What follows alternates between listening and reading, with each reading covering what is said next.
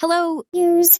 Today we learned about columns and rows, how columns work and what it has an axis, and how rows work and their axis in Flutter.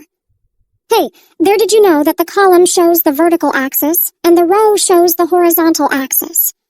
Column and row have the same property in Flutter-Dart language, which describes Flutter like this. Column row, there are 7 types of alignment: start, center, end, space between, space evenly, space around, values. Row class uses this main axis alignment. Main axis alignment, type of alignment. And they are all used in a Clum class cross-axis alignment. Cross-axis element. Type of alignment. Children. Text, random text. Style, text style. Color, colors, light blue accent. Column and row have multiple children. Let's start the video.